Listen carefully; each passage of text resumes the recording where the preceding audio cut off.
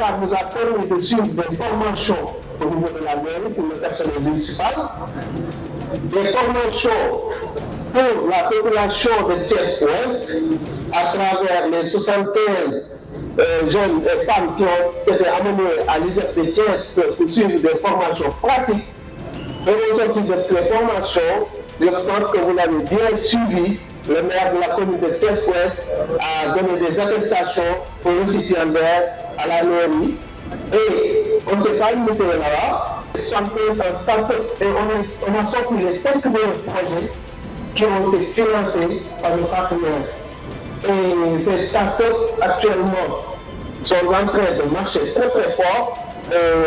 Vous pouvez le voir parce que là, ils sont venus exposer ici au niveau de la foire. Quand je parle de Solar Inno, ils en font partie. Je parle des pâtissières sont là,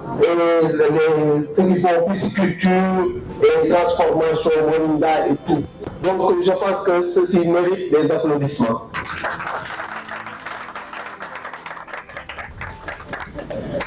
La commune de Thiès-Ouest,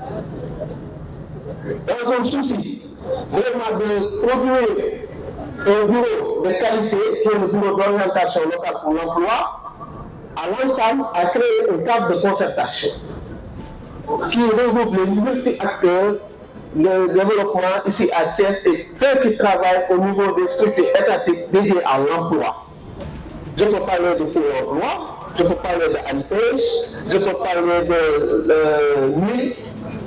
et d'autres structures qui sont ici,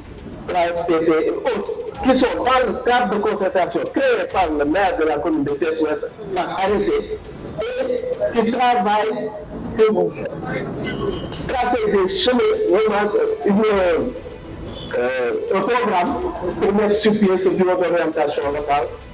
qui a eu à démarrer ses activités cette année 2024 et qui est en train de faire des résultats à travers une cartographie qui a été faite ici à Thiès de toutes les entreprises, de toutes les écoles de formation. Et cette cartographie nous a permis d'aller dans ces structures, nouer des partenariats, signer des conventions qui vraiment en vers une insertion de ces jeunes-là qui ont besoin de formation et d'emploi. Donc ça, c'est des activités qui ont été menées par le bureau d'orientation locale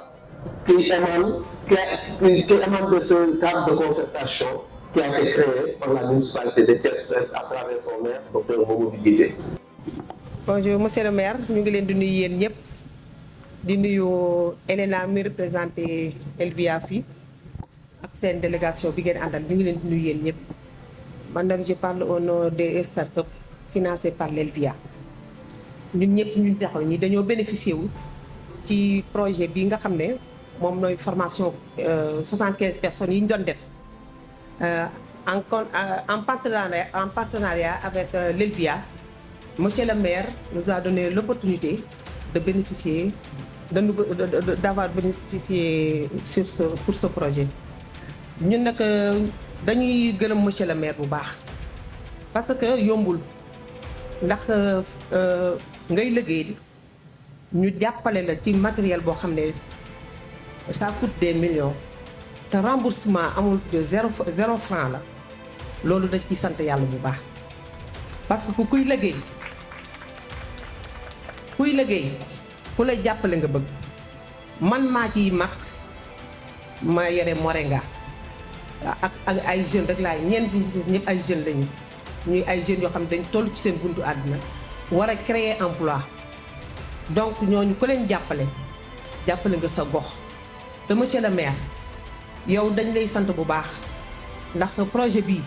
bi mu ñëwee moo nga tëdd nelaw bi mooy nga bañ ko fulaal mais danga ci taxaw avec Elvia ba projet bi mu am réussite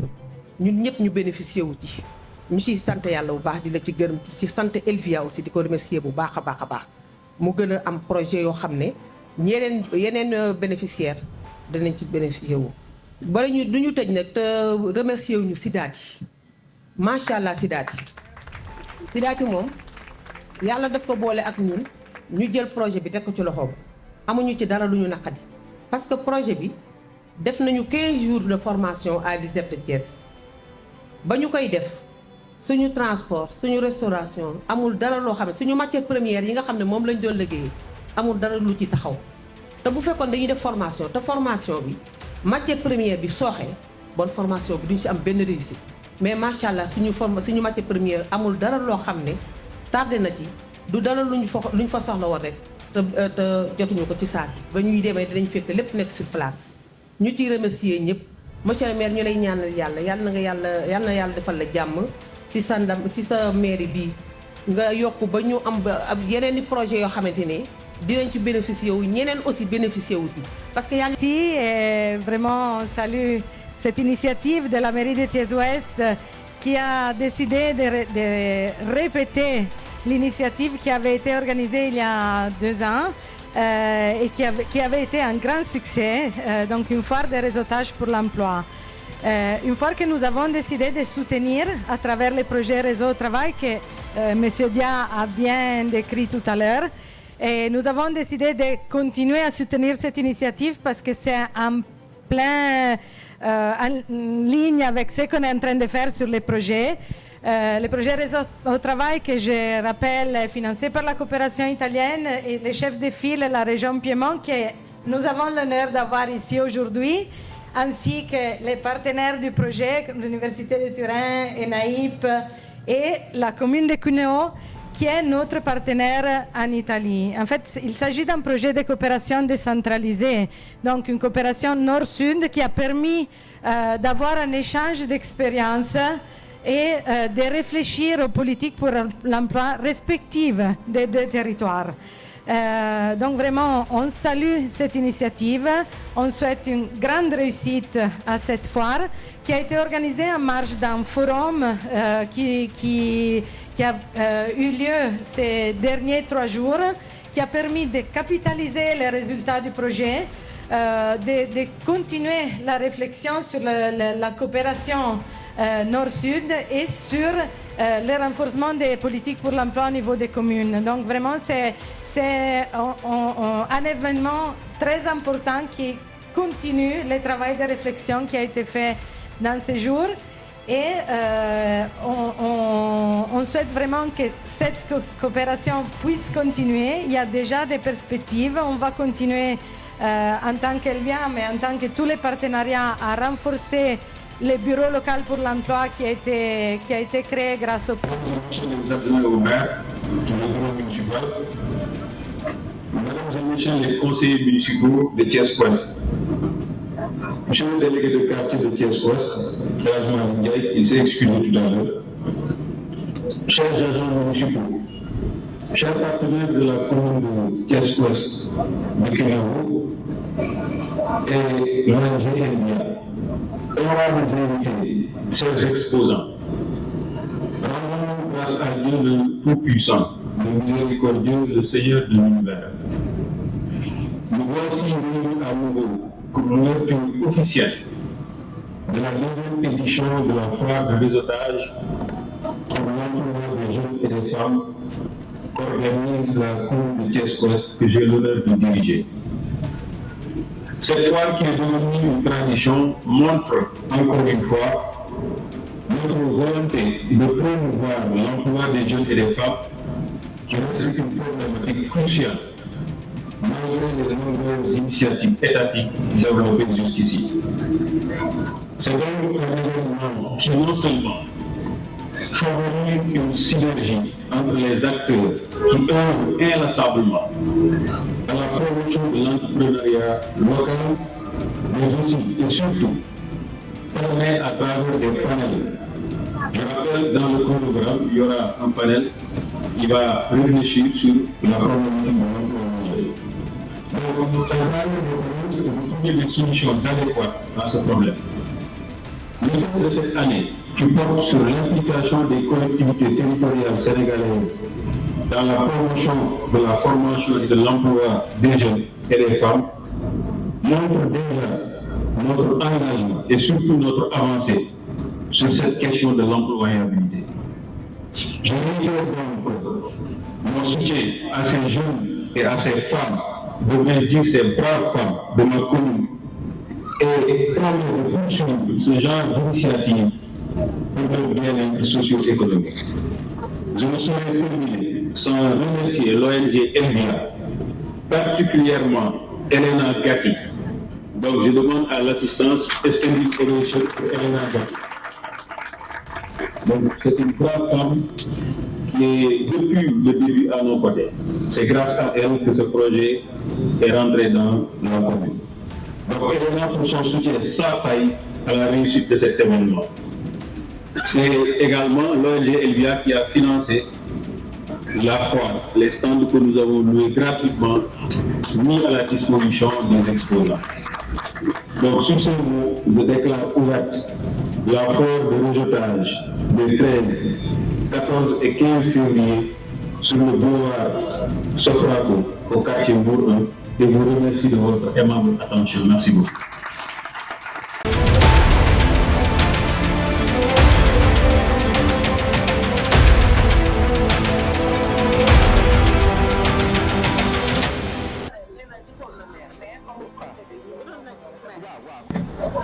Salam alaikum, je suis Rougiatou Ba, responsable de la gourmandise des brioches, qui est une pâtisserie qui se situe juste en première parcelle, unité 2. Nous avons fait la deuxième édition de la foire réseautage pour formation et emploi des jeunes. C'est juste pour vous dire que nous avons start-up nous bénéficier de formation et on a passé notre formation à l'ISEP de Thiès. Voilà, je veux remercier nos partenaires Alvia et la mairie de Thiès Ouest. Nous avons fait l'entrepreneuriat des jeunes. Juste attendre une xaar ci mairie Thiès Ouest bi surtout l'ONG Alvia mooy que ni yii bu mu fi faral di gëj juste pour entreprise yi en tant que ñun jeune entrepreneur entreprise yu ndaw yi ñu yor ñu am plus de visibilité et aussi de notre côté que ni jeunes yi nekk ci gox bi goxaan yi comme puisque nous sommes bénéficiaires ñoom aussi dinañ ci am benn atout pour que ñu bénéficier wu ci formation yi la plupart voilà.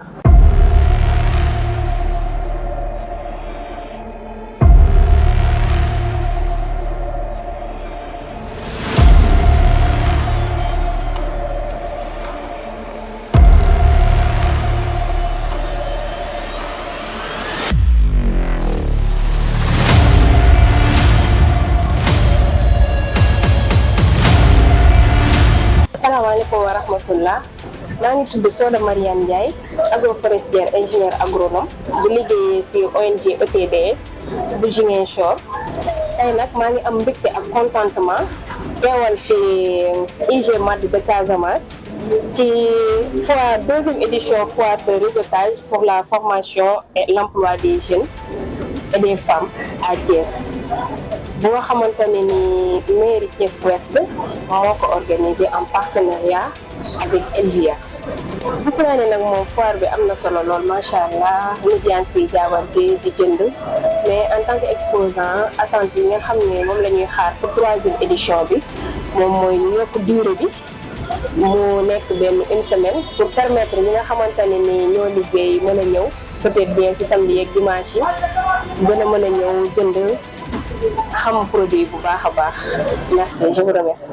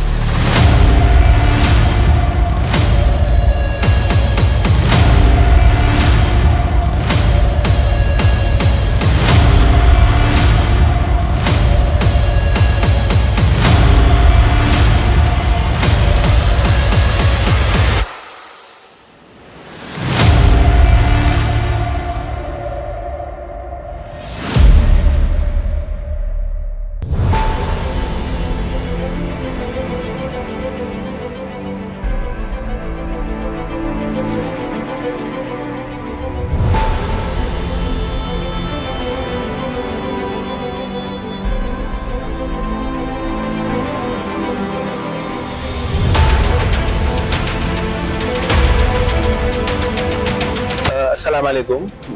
man maa ngi tudd Tafsir Babacar Diouf Ndiaye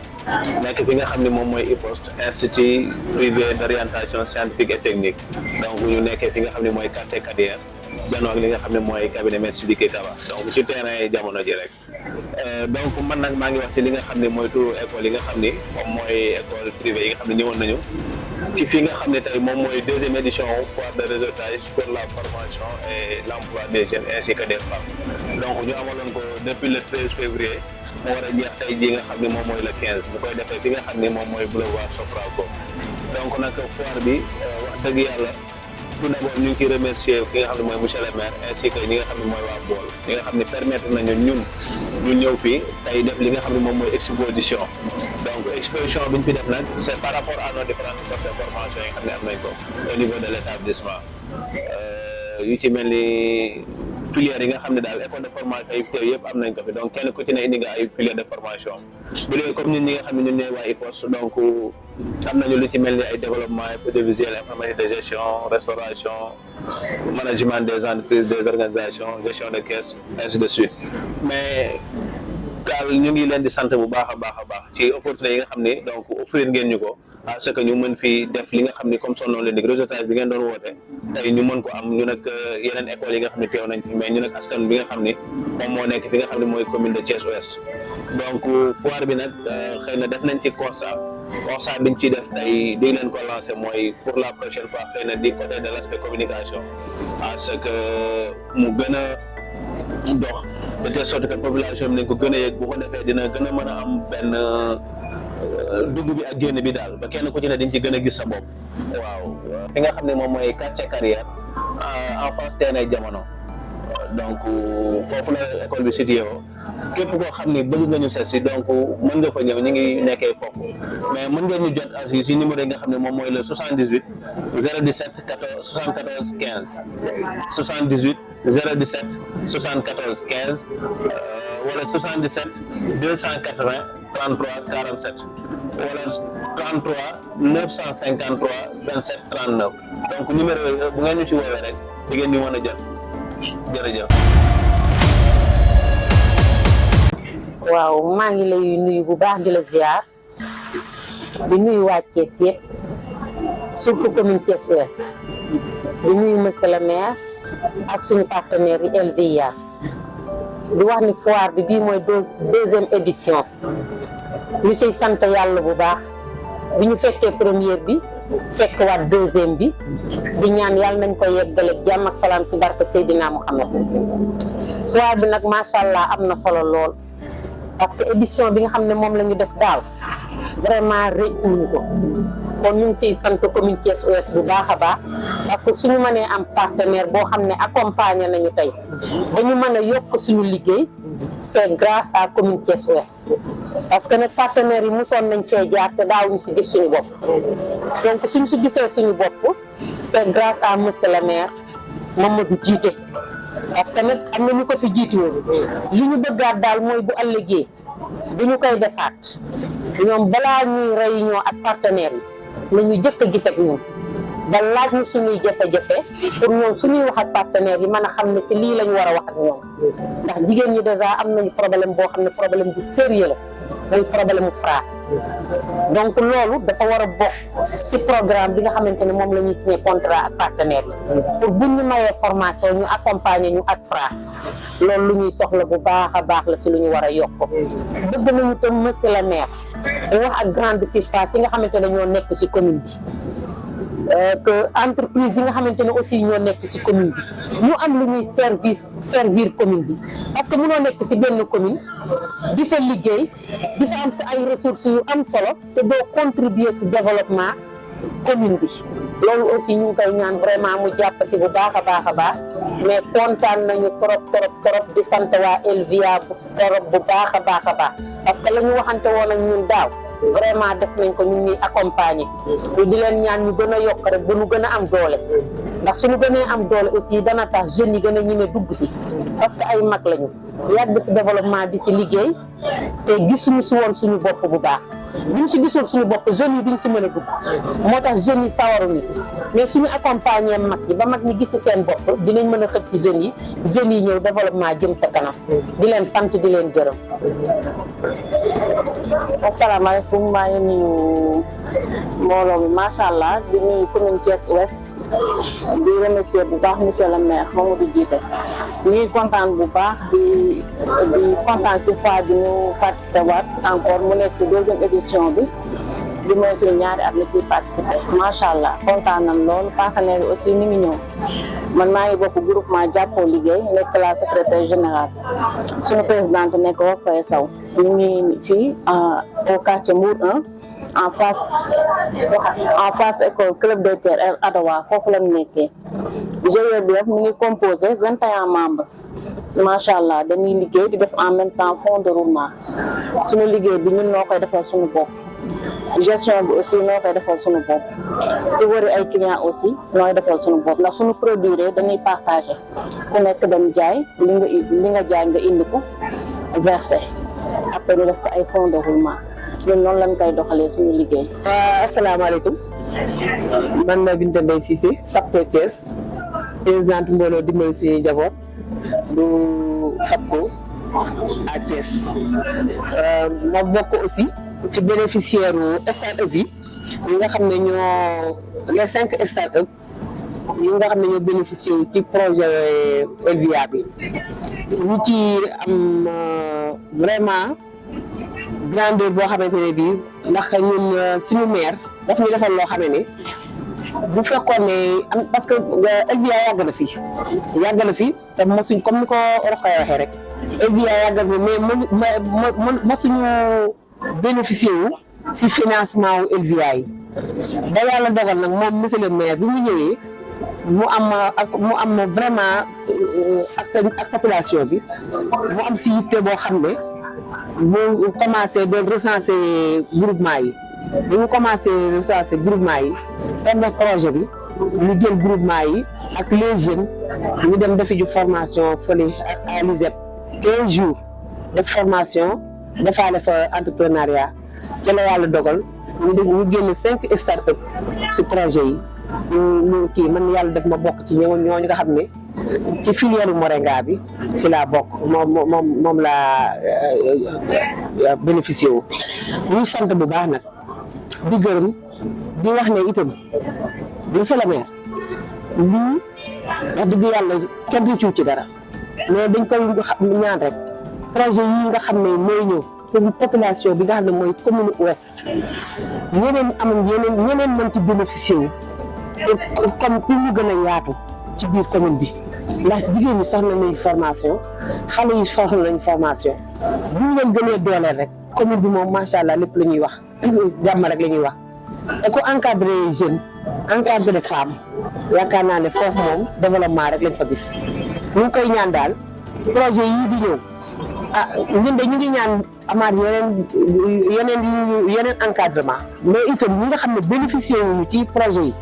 ñu gën ko yaatal ba ñoom ñu mën ci bénéficié wu muy les femmes de groupement yi nga xam ne ñoo nekk ci biir commune bi ak les jeunes yi nga xam ne itam bëgg nañu ay formation pour ñu gën leen a jàppale ñu gën a dem ca kanam.